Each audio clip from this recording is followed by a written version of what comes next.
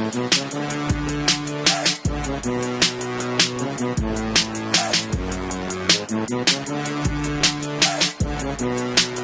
right, on the line with me, friend of the pod, Mike, Squid, Bernier. Mikey, what's up, buddy? Hey, bud. Yeah, we got a lot of things going on. You and I got a new project we just started recently, which we'll be launching next week. We do. Do you want to tell folks about what we've been doing the last couple of weeks? Well, it started with the idea that me and my friend Joe Lopez, who is our other wheel of the cog, had, where we're going to go back every month and we're going to watch some shows from that month in wrestling history. We thought it was apropos to start with the month of June. A lot happened in the month of June in professional wrestling. The end of Hulkamania, the birth of Austin 316. So we started that. We've recorded an episode. We got one in the tank that'll be released on sometime next week. Super excited for it. You got three wrestling fans from three different perspectives. Joe didn't watch a lot of WCW growing up. I watched a lot of it being in DC. Me and Joe watch a lot of current stuff where Ernest really doesn't. So you got three good minds coming together to, have some fun talking about some pro wrestling. I do find though, for me personally, I do know the basics of what goes on like in WWE. I know Kofi Kingston's a champion. I know Brock Lesnar. Did Brock cash in that money by the way this week? I know he was no. He didn't cash it. He did right? not. Okay, he didn't cash Nope. it. See, so I know the basics because I watch the network all the time, and to get to the network, you have to follow the headlines before it gets to the network. So I kind of already see the main plots what's going on anyway.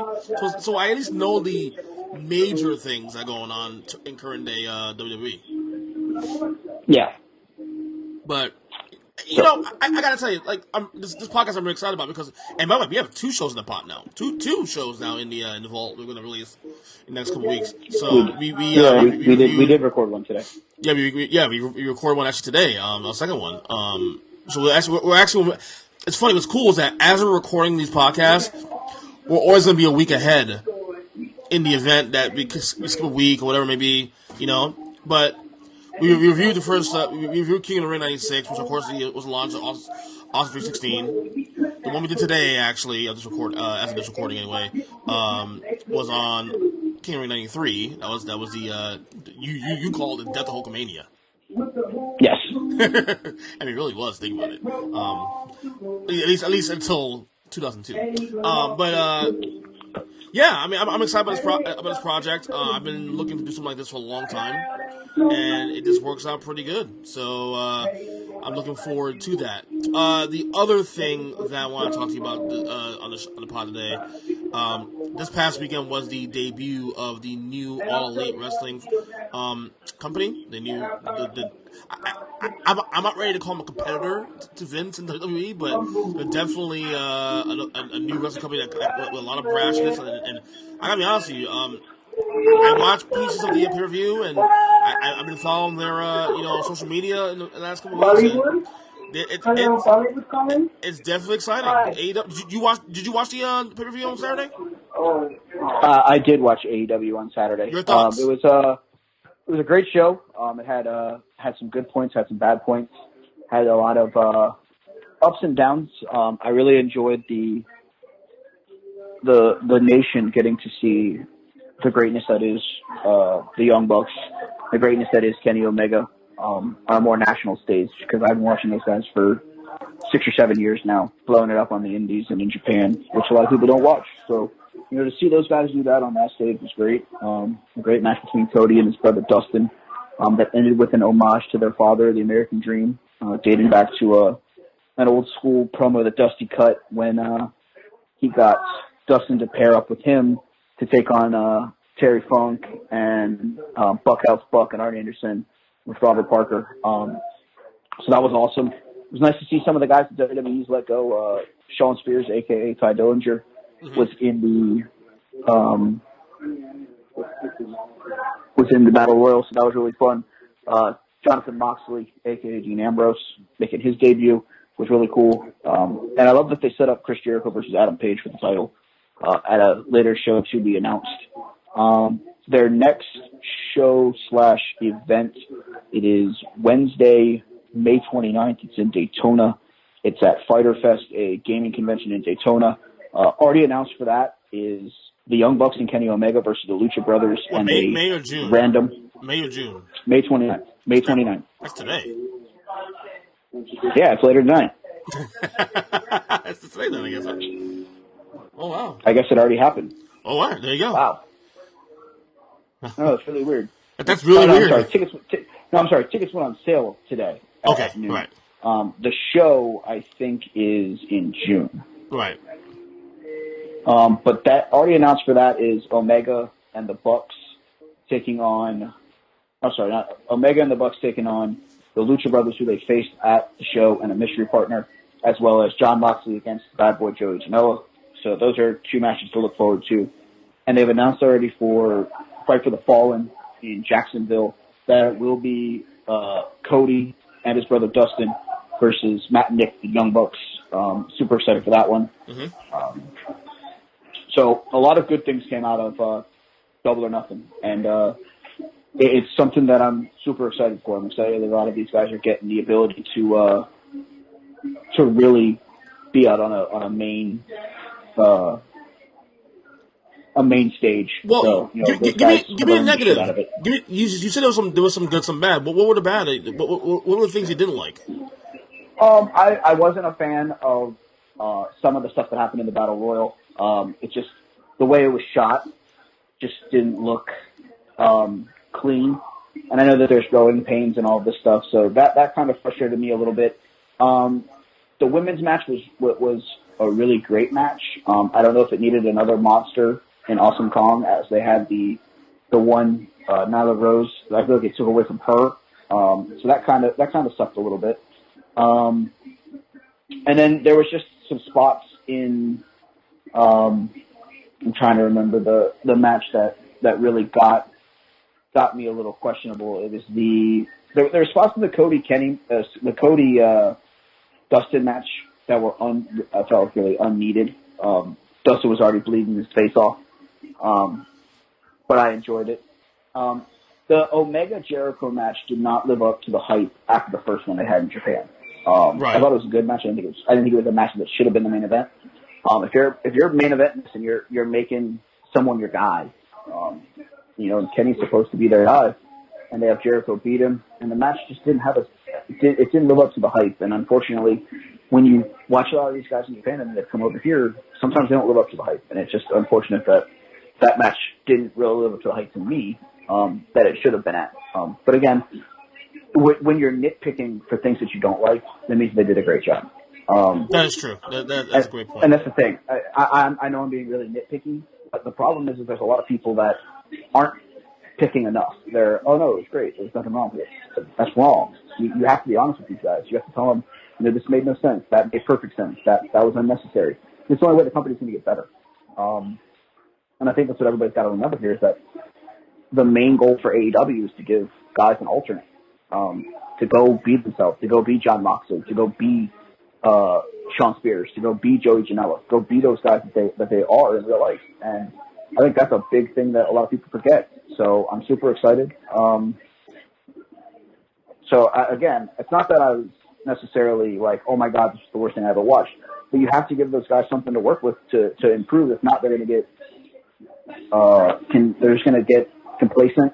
It's not going to get better. It's not going to strive to get better because we've already reached the crescendo, and I don't think that's the case. I think there's a lot of meat left on the bone with AEW and Cody and the Bucks and those guys. So I think that's the thing. It's more I don't want to crown them the number 2 promotion in wrestling and the competition for Vince McMahon because they still have a lot of meat left on the bone that they got to get to. And I think that's really more of my negative is people crowning them as Vince better watch out. They got a lot of hurdles they got to get to before they get to Vince, and I think that's the thing. They took their shots at Vince. Yeah, and let's be clear, the WWE. They're like ESPN. They are an institution. They're not going to be. They're not barring a catastrophic business model in the next couple of years. By the World Wrestling Entertainment, there is no way that they'll ever surpass the WWE. And that really shouldn't be their goal anyway. Their goal is to be able to establish their own niche. Absolutely. And I think that's the thing that everybody wants to keep going, Vince, they're coming for you. I don't think they give a shit about Vince. I think they're going to let Vince do his own thing, but they're going to do their own thing. They're not battling for the same person to watch on Monday nights anymore. You know, if they're going to do their thing on Wednesday, WWE's going to do their things on Monday and Fridays when they go to Raw. And that's it. You know, there's enough time in the world for multiple companies, and I think that's really what it is. And I think Cody and Kevin want them to know, we don't have to compete with you. You guys can do your thing, we can do ours. We can both make money, be competitive. And I think that's really the thing that's got to be remembered here. And I think that's the thing we've learned in the last 20 years since the Monday Night Wars ended, is that we realized that when Vince pretty much created a quote-unquote monopoly for the last couple of decades, that there's still room for other people to thrive. The problem is, I think WWE has got worse once they ate up WCW's roster and bought them out and all that. They got worse. Weird. And I think one of the things we realize is that sometimes competition is good. Monopoly, having other and look, we've had other companies, TNA and other ones that still exist today. Territories that exist, certainly nowhere close to where WWE's what they have in terms of a platform. But I think AEW is the first one that really feels like, okay, not that it will take over or be as good as WWE or whatever, but it could be something that at least you got to keep your eye on. You know? No, absolutely. Impact for TNA and Ring of Honor have always been there for the alternate, but I think this is the first time that they've had, a guy with full-fledged financial backing for something to give it a shot, and the Khan family's taking a chance. I'm really excited for it. I think it's going to be fun. I think it's going to be an alternative. I think a lot of people are going to get behind it, and I think they have a lot of things to do to make themselves better, and I think they're going to find a way to do it. I think they have a couple of made stars already. Cody, Kenny, Bucks. They have Jericho to be that heel. They have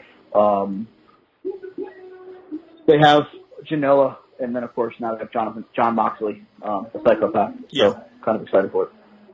Yeah, I'm not sure how you feel about WWE today and the products. I mean, I just know a lot of people who do follow the products, whether it's sports radio, whether it's friends of mine that and all I hear across the board is complaining about the product. The storylines aren't great. Like creative doesn't seem very motivated, or if they're not motivated, then they're being ideas are being trumped by Vince and people above their pay grade.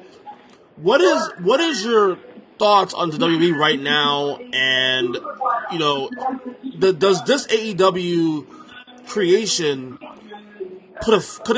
will it put a fire under Creative's ass moving forward? Well, I think the thing with AEW that you have to take a step back is there's a lot of these guys now in today's business that built their own gimmick. Dean built John Moxley. Seth Rollins built Tyler Black. They built these aliases that they went by in the independent scene. And they really built those guys for themselves. They developed that person, that persona. So the fact that they were able to develop that persona, and then you come to a new company and they go, nah, we don't like that. We're going to have you do this so we can make money off of it. I think that's the thing that a lot of people are forgetting. In the 90s, in the 80s and the 90s, you didn't have that. There wasn't anywhere else to go. It was really, you're here now. Cool. You went from AWA to WWE. You went from Mid-South to Georgia. I think that's the thing that a lot of people are forgetting. Tyler Black, John Moxley, El Generico, who's now Sami Zayn, Kevin Steen, who's now Kevin Owens. Those guys bought into themselves and made their own gimmick and made their own living off of that. And WWE's now like, well, we want to change this. We want to make you this goofy jokester that kicks people in the face.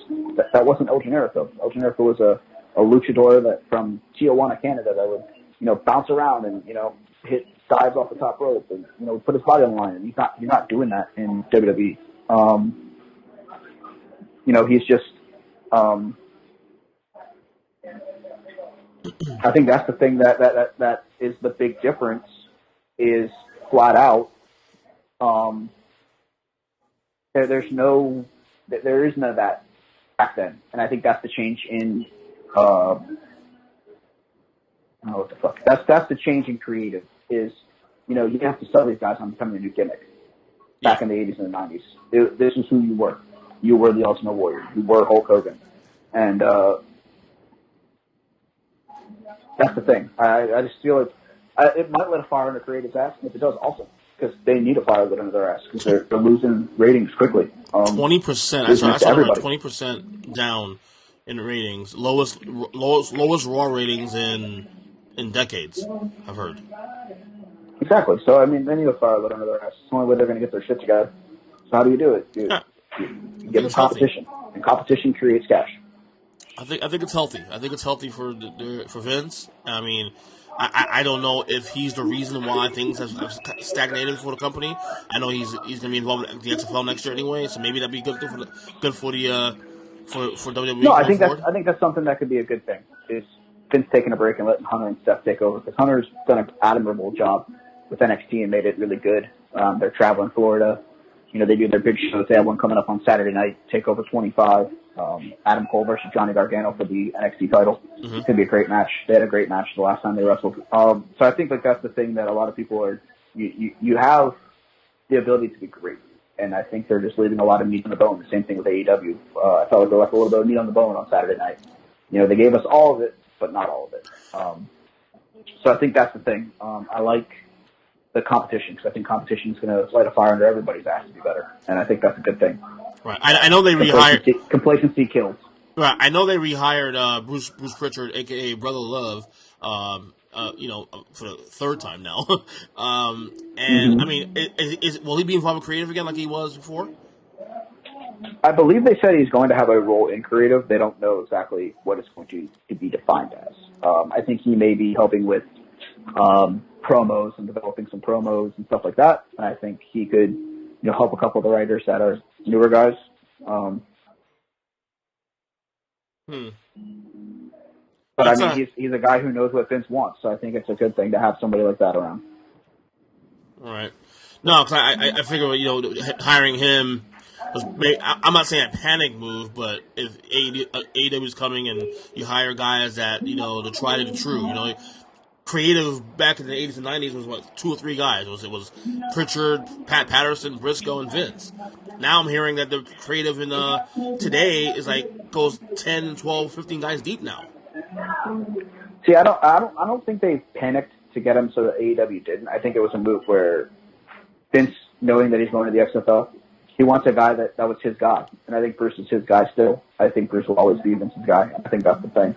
I think he wanted some stability for his own well-being, knowing that he's going to take a giant step back and try to develop this football league.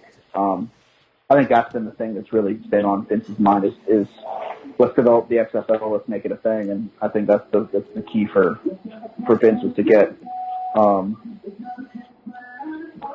Yeah. I'll tell you what, say what you want Vince McMahon, man. I mean, say what you want. The guy's loyal as shit. The guy's loyal. He'll take care of you. I mean, especially people that's worked with him for a long time. He's pretty loyal. Mm-hmm. To some degree. So let you go. Last thing. Last week was the 20th anniversary of Owen Hart's death. As you know, that tragically died in the pay-per-view Over the Edge in 1999. The Owen Hart story, to me, obviously the death obviously is sad as hell, but everything around it, around the Hart family and whatnot, I keep going back to that all the time. And, watching some of these old, I'm going to my 1997 binge right now currently. And, watching these things and watching Owen Hart, and there's nothing but sadness. Every time I go back to these watching him, watching anything related to the Harts, I get a feeling of sadness. And, obviously not a tragedy with the family. I mean, Bret Hart really is the last guy standing right now at this point, for the family. In terms of the namesakes, the ones who actually made it through So, I don't know, Owen Hart, 20 years later, I mean, he should be in the Hall of Fame. We know why he's not in there. What's your thoughts on Owen Hart, your reflection on him and whatnot? I loved Owen. I loved him. I felt like he was like that annoying older brother because I was really young. That could pick on me and could annoy the shit out of me, but I loved him to death. And that's always been my feeling on Owen. Great in ring, great out of the ring. The '96 King of the Ring that we did a show on. Yeah. He was part of the commentary team, and to hear his voice and the laugh, to hear him be biased as hell was hilarious. I loved every minute of it. It's tragic. It's tragic how it happened. It's unfortunate that it happened. But, you know, you tell yourself after 20 years of grief, it gets easier. And whoever told you that's a lie. It still hurts. I still feel like I'm watching that pay-per-view sometimes because I'll watch stuff on the network and I'll see him and I'll think about that. And, you know, try telling a 10-year-old me that, you know, one of your favorite wrestlers just died. Yeah. It's gut-wrenching. It's not easy to talk about. It hurts. They'll always hurt. Should absolutely be in the Hall of Fame, but I get Martha's reasons behind it. And, you know, one day that time will come. Hopefully for Owen's sake, for his kid's sake. Because I think that's the thing that Martha's forgetting in all this. There's a lot of guys in that locker room. Let's get into that, because that's the part I want to get into, especially, you know, obviously, you know, if Vince had his way, he would have been in years ago. Obviously, Martha Hart, his wife, is widowed now, obviously, wants nothing to do with WWE, doesn't want, you know, has not checkmarked, you know, Owen going to Hall of Fame. He just wants his name to be involved with WWE at all, at any part, videos, you name it, anything like that, licensing, you name it. You know, I feel uncomfortable even commenting on this because I can't relate to her, obviously, losing a spouse like that. No, And absolutely clearly, not. and not only that, Mike, she never got remarried. It's been 20 years. So, Well, that the tells you to a T that Owen was the only man that she there's wanted, the the only man that impact. she ever loved. Yeah. And it sucks because she's never going to wake up and see Owen. You know, never going to be able to touch Owen, never be able to kiss him, never be able to tell him that she loved him. And it just sucks. It really sucks because there's no person that deserves to go through that. And unfortunately, that's the case. I feel like that the only way he can get in, and then Martha could checkmark this and okay this, is if one of his kids, or the kids in general, actually convinces her to do it. And even then, I don't know. I don't know. Again, it's one of those where, you know, Mark Henry said it on Busted Open Radio on the anniversary of Owen's death that, you know, Martha, you know, I want you to understand that there's a lot of people that love Owen. And by some far stretch, if this show goes popular and Martha hears it, I want Martha to know there's a lot of fans that still love Owen, that miss the hell out of him, that want that right to be able to honor Owen, her husband, the father of her children. And unfortunately, we don't have that ability because of him not being in the Hall. And we agree wholeheartedly your reasons behind it. And we want you to understand that we'll always support Owen. We'll always love Owen. But, you know, you don't have to be best friends with WWE to be in the Hall of Fame. Give us that one night to honor Owen. Just a one-night thing. And then go back to hating Vince McMahon. Because a lot of us are going to do the same thing. We're going to cheer. We're going to applaud Owen. We're going to tell you that we love him. And then we're going to go back to hating Vince for what happened. And I think that's something that, you know, maybe one day, you know, Mark said, you know, I've been really bad about reaching out to you, and I'm sorry about that. And unfortunately, you know, he said he was going to call her, and I hope he did for his sake. But my thing is 100%, the thing that's going to be left about Owen is, you know, he never got to win the world title. He never got to have his moment, and it sucks. I mean, but it's life. Yeah, that's true. But I, you know, one of those guys. I don't think he needed it to be to be. I think. Well, I think again, a lot of guys who were legends in that way that didn't win the title, and you know, I don't think Owen needed it. To be honest with you, because you're seeing it now. His impact now, not winning the title, and yet he was still respected across the board. You know, obviously politics played a part in all that. You know, winning the title, putting, you know, whatnot. I don't know. Like, I don't want to say Martha's selfish. I don't think she's being selfish. But my may not be question, the right word. if I were to ask her one question, if I got a free bird, you know, one you know question to ask her, but I get slapped in the face after, I would ask her, what would Owen want? Would Owen want to be in the Hall of Fame? Because I'd be willing to bet that the answer would be yes. Yeah, 100%. Owen Owen would want that, but I think the question needs to be asked,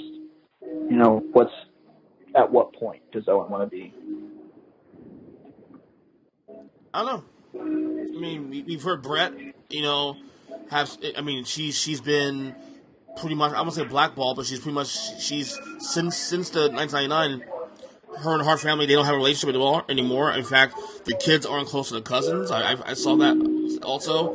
They've literally been ostracized from the family since then. And I think that has to do with Brett and, Bulldog and Natty and Neidhart, going back and, working with or for Vince again. And I think that's the thing that she holds a grudge, because she, till the day she dies, will always blame Vince for Owen's death. Of course. Which, again, I don't blame, but honestly, there's pieces of this that could have changed everything. Don't use the quick release harness. Let Owen flail around. Let him be a joke with the Blue Blazer gimmick like he was. And, we don't run into this problem. Listening to JR's podcast this week, I've never gotten to the point listening to a podcast in the 4 years that I listened to podcasts where I almost just emotionally broke down. And I turned up. I reached that point. I actually remember listening to it. I cried a couple times listening to it. It's hard. It's hard knowing it was that. hard. I was actually at Publix going to pick up breakfast and stuff, and I was playing the first part of that part of the pod, and I got the part about when he was talking about how worried he was about doing the stunt. I kind of out of nowhere just teared up, because I'm envisioning Owen's mindset going through the process, going up the arena, the Kemper Arena, and getting ready to do this whole thing, and he's doing it for the love of he's doing it because he loves what he does. He didn't want to do it. But he's scared shitless. Yeah, and I felt that. I felt that. Absolutely. So, but I think we have to just know that Owen loved wrestling in front of everybody. Yeah. And I think that's the thing that everyone's got to remember in this, is that Owen loved the sport, Owen loved the people, but I think more or less Owen loved his family. And the fact that he didn't get to go back to them is something that will always hurt all of us. Hopefully one day, I've told Joe this, because me and Joe go to every WrestleMania. Mm-hmm. I've told Joe, I said, the day they put Owen in is the first Hall of Fame I'll ever go to. I've never been to a Hall of Fame ceremony. I told Joe it's either Undertaker or it's Owen. And, I'm leaning more, it's probably going to be, it's probably going to be Undertaker first. Right. I do think Owen will get in. I still think he'll get in. It's a matter of when. I do too. And I'll make sure that I'm in that building the night he gets to the Hall of Fame. And there will not be a dry eye in that place, but that's the way it should be. You're not going to chant Nugget, are you? No. The King of Hearts. Always the King of Hearts. I actually love that theme, the King of Hearts theme he had. His last theme before he passed. That was great. Yep. Very EDM-ish. I guess we just leave it as, if that time ever comes, we'll all be there. If that time never comes, we'll cherish the moments that we had, and we'll love Owen the same no matter what. So, that's right. Martha, if you ever hear me talking about this, just know, from a kid from Virginia that now lives in South Florida, Owen was loved by countless wrestling fans, and it's stuff that he's not here. Yeah, man. I'm with you, man. Anyway, I'm looking forward to continuing this podcast with you. The first episode will drop next week. It's a great project we're doing. I'm looking forward to recording. We got a lot more. We're actually going to do something that we recorded for. Like I said, on top of the podcast, we recorded our first 2 episodes: King of the Ring '96, King of the Ring '98. '93. And 93. We're doing another one. Totally out of left field for me, especially too, because while I did watch WCW, I'm still kind of hazy on the early '90s stuff. Like, I know some of the things that went on there in the early '90s, but this is going to be new to me again, sort of. So it'd be like a homework assignment in a lot of ways. So I'm looking forward to covering the what was it? The Beach Blast? Beach Blast '92. Right. Beach Blast '92. Yes. Also, anyone that listens to this show, if you have any requests for the month of July, forward them to either Ernest or myself, He'll tag me in the post on social media. Feel free to send me some suggestions, WWE, ECW, or WCW. Anything we can get on the network, really, to start before we branch off. I tell you what, though, man. Canadian Stampede, I am laser focused on doing that event. That was an amazing. Oh, I'm in for that one. I'm in for at least that one. Yeah. We have 3 more episodes we're going to do for the month of July, Yeah. so we'll figure it out from there. Well, we got homework to do, so we'll figure it out. We Mikey, got a lot man. of homework. Yes, that's correct. Thanks for coming to the pod, man. Appreciate it. 2 pods in one day. Wow. Yes, sir. Good job, buddy. Oh, yeah. All right, buddy. All right, man. Later.